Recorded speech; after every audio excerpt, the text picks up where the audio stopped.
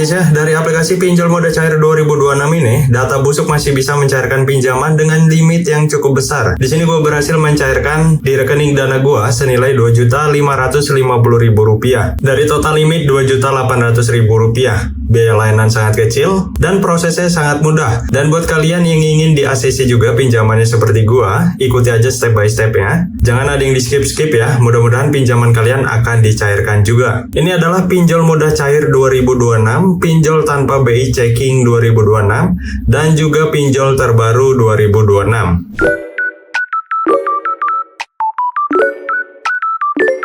Oke teman-teman, kali ini kita sudah berhasil masuk di dalam aplikasi pinjol mode cair 2026. Untuk tampilannya kurang lebih seperti ini, memberikan limit hingga Rp5 juta, bunga mulai dari 0,05% saja per harinya. Tenor di sini dijelaskan 180 hari. Ini bohong ya, karena yang gue review ini adalah aplikasi pinjol yang tidak berbasis di OJK atau bisa disebut dengan pinjol ilegal. Proses pinjamannya hanya 4 step aja ya. Jadi buat kalian yang ingin mengikuti step by step dari gua, langsung aja siapin KTP dan juga handphonenya. Dan perlu gue ingatkan, jika kalian ingin menggalbay aplikasi pinjol yang satu ini, gue saranin kalian mempunyai 2 handphone. Nah, satu handphonenya ini kalian isi aja foto-foto dari Google, minimal 30 foto, dan kontak kalian bisa isi 10 hingga 20 kontak aktif. Karena di sini gue tidak menyarankan kalian menggunakan handphone pribadi. Tapi buat kalian yang hanya mau punya satu handphone, kalian bisa backup data-data penting kalian terlebih dahulu ya, untuk menghindari hal-hal yang tidak diinginkan seperti sebar data ataupun yang lainnya. Nah, buat kalian yang sudah menyiapkan handphone dan juga KTP-nya, langsung aja di sini yang memasuki di step yang pertama, yaitu ajukan pinjaman. Memasuki di step yang pertama, di sini langsung identifikasi wajah dan foto KTP bagian depan. Untuk hasil fotonya ini semuanya harus benar-benar jelas ya,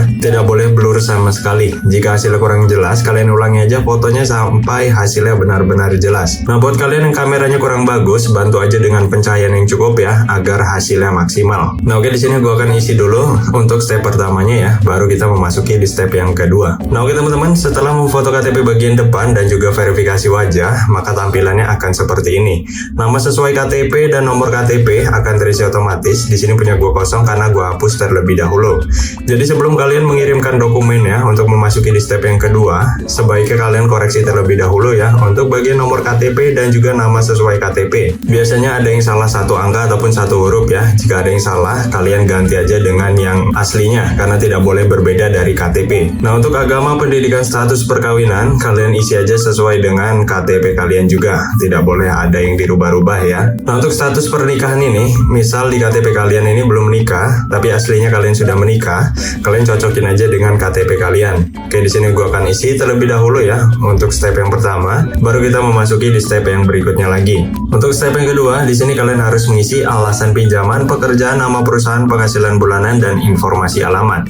Informasi alamat ini adalah informasi alamat tempat kerja kalian ya, bukan alamat kalian ataupun alamat domisili kalian. Jadi di sini gue akan memberikan tips ya supaya pinjaman kalian di ACC. Kalian isi alasan pinjaman ini dengan biaya kesehatan ataupun untuk biaya persalinan ya. Di sini gue akan pilih biaya kesehatan sebagai alasan pinjamannya. Untuk pekerjaan nama perusahaan ini, kalian awali aja dengan CV ataupun PT. Kalian bisa cari di Google ya, ada banyak sekali CV ataupun PT. Setelah itu kalian pilih CV ataupun PT-nya, lokasinya itu yang terdekat dari lokasi KTP kalian, jangan di luar kota ya. Dan selanjutnya untuk penghasilan bulanan. Penghasilan bulanan ini jangan kalian besar-besarin nominalnya, karena para peminjam biasanya mengisi penghasilan bulanan ini dibesar-besarin supaya mendapatkan pinjaman yang besar ataupun limit yang besar ya, dan supaya pinjamannya di ACC. Justru itu salah banget, kecuali kalian melampirkan slip gaji. Nah, buat kalian yang tidak mempunyai slip gaji, kalian cocokin aja dengan UMR kota kalian. Misal 3 juta, kalian lebihin aja jadi 4 juta, nggak masalah. Pokoknya masih masuk akal lah nambahinnya. Nah, di sini gua akan isi 5 juta dan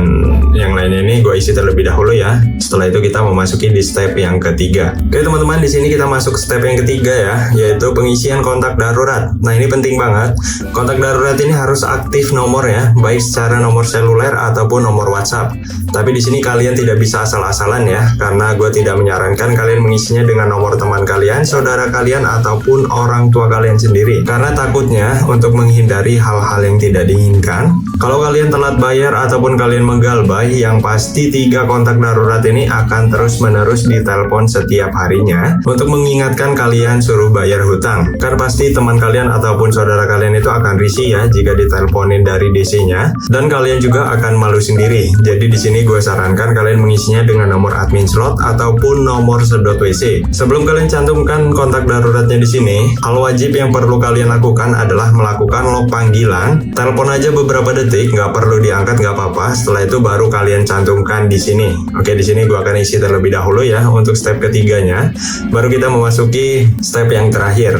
Oke, di sini last part ya, ataupun step yang terakhir, yaitu bagian pengisian rekening bank. Nama pemilik rekening ini tidak bisa diubah-ubah, jadi namanya sudah sesuai ataupun namanya otomatis sesuai dengan nama KTP yang kalian gunain untuk verifikasi di awal tadi. Untuk pilihan banknya sendiri, kita bisa lihat di sini, cukup lengkap lah ya. Ada banyak banget buat kalian yang mempunyai akun rekening bank. Nah, buat kalian yang tidak mempunyai rekening bank, ikuti aja step by step dari gua, yaitu pilih Bank Permata di sini. Setelah itu masukin kodenya. Kodenya yaitu 8528 dan dilanjutkan dengan nomor dana kalian.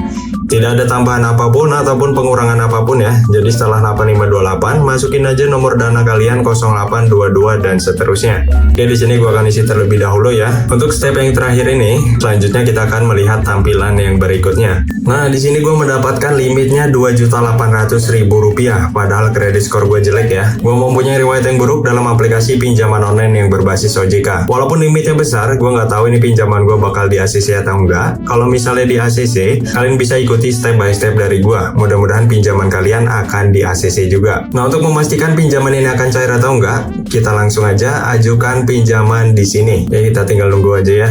Pinjaman sedang ditinjau, mohon bersabar menunggu konfirmasi. Dan kita lihat untuk pesanan kita di mana ya? Oh, di sini belum dicairkan ya, senilai Rp2.800.000. Kita tinggal nunggu beberapa menit aja, mudah-mudahan pinjaman ini akan cair. Dan alhamdulillah di sini pinjaman gue sudah berhasil di ACC ya, cuma nunggu 1 menit aja. Jadi aplikasi yang satu ini tanpa BI checking, kredit skor gue jelek aja masih bisa dicairkan pinjamannya dengan limit yang cukup besar. Kesimpulannya adalah kalian bisa ikuti step by step dari gua, ulangi aja video ini supaya pinjaman kalian di ACC seperti gue ini. Untuk nominal yang diterima di rekening dana gue di sini senilai Rp2.550.000. Jadi terkena potongan ya. Kurang lebih senilai Rp250.000 saja. Lumayan lah ya. Nah, untuk nama aplikasi pinjol mudah cair 2026 yang gue bahas ini bernama Tunai Cakra. Kalian bisa temui aplikasi yang satu ini di Google Play Store handphone kalian ya. Sudah terunduh sebanyak 100.000 unduhan, memiliki rating 4,4 dari 21.000 ulasan. Buat kalian yang pinjamannya selalu ditolak, langsung aja coba aplikasi yang satu ini ya, karena gampang banget cairnya. Disclaimer juga ya, jangan jadikan pinjaman online sebagai sumber pemasukan, jadikan pinjaman online sebagai keadaan darurat saja. Buat kalian yang sudah mencairkan pinjaman dari aplikasi yang ini seperti gue juga, kalian bisa komentar di bawah ya, untuk membantu teman-teman yang lainnya yang lagi kesulitan mencari pinjol mudah cair 2026 ke Dana. Sampai bertemu di video selanjutnya, see you next time.